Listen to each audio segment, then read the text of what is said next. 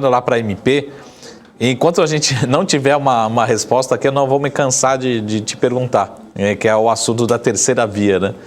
Mas quando a gente fala, por exemplo, em relação a essa própria atitude da MP, né, que, assim, eu como cidadão, eu achei totalmente correta, mas também tem que pensar como um político, né? Acho que é uma sinalização também. Você acha que também foi um movimento para reforçar que o próprio Pacheco pode ser uma alternativa? Ele tem isso na mente dele, vem trabalhando, ou algo que a gente olhando de fora tá pensando nessa possibilidade, mas lá dentro não é um assunto assim tão discutido assim? Enfim, qual é a sinalização em relação à possibilidade dele ser, ou enfim, liderar um processo da construção de uma terceira via, né? Ou alguma espécie de algum exagero meu aqui, da minha parte? Marco, eu acho que na questão política, o Pacheco tem se colocado como pré-candidato quando ele se coloca ali como uma pessoa que pode ser o pacificador desse momento.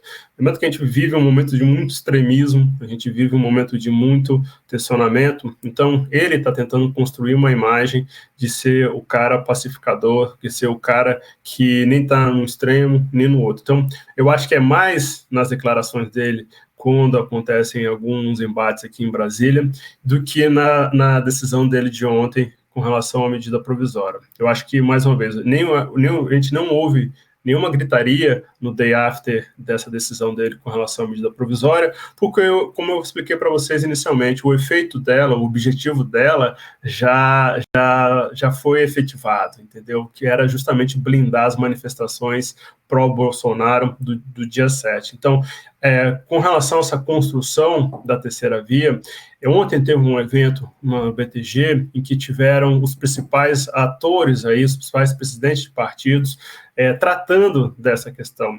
E aí foi muito interessante acompanhar, porque como é que, primeiro com relação ao calendário, como é que essa turma está vendo? E aí, quando eu falo essa turma, é o PSDB, é o Democratas e o PSD do Gilberto Kassab.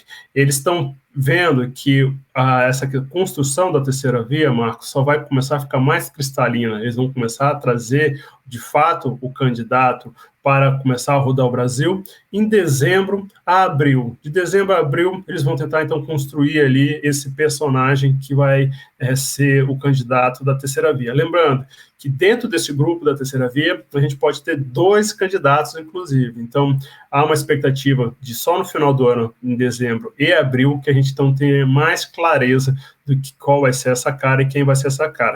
E o PSDB, eu conversei com o presidente do PSDB antes da gente entrar, ele falou assim, Eric, a gente está organizando as nossas prévias para acontecer aí nesses próximos dias. Na semana que vem ele já começa a receber ali a confirmação dos candidatos, e o PSDB está ali entre o Dória e o governador do Rio Grande do Sul, o Leite. E aí está ainda em suspenso, ainda está no ar, quem vai ser esse candidato do PSDB? O falou assim, Eric, ainda não tem uma definição, as coisas estão bastante abertas, o Dória tem esse protagonismo em São Paulo, mas o Leite tem bastante respaldo nos outros estados. Então, com relação ao PSDB, falando em terceira via, isso deve ser definido nos próximos dias e é muito importante a gente ver o resultado, principalmente o day after, porque se houver fissuras, se um candidato que sair vitorioso não tiver o apoio do resto do partido, que votou com um outro candidato, isso aí então pode ter sequelas durante a campanha. Agora, olhando para Rodrigo Pacheco, Marco, que você mencionou, ontem o ACM Neto disse que está em tentativa de construção de uma fusão do Democrata-PSL. Esse pode ser o grande trunfo do ACM Neto para lançar uma candidatura presidencial, tá? Porque esses 2 partidos iam ter muita capilaridade, ia ter aí bastante recurso para uma campanha eleitoral no ano que vem, caso essa fusão aconteça. E isso deve acontecer, Marco, nos próximos 15 dias. Então, nesses próximos 15 dias, a gente deve ter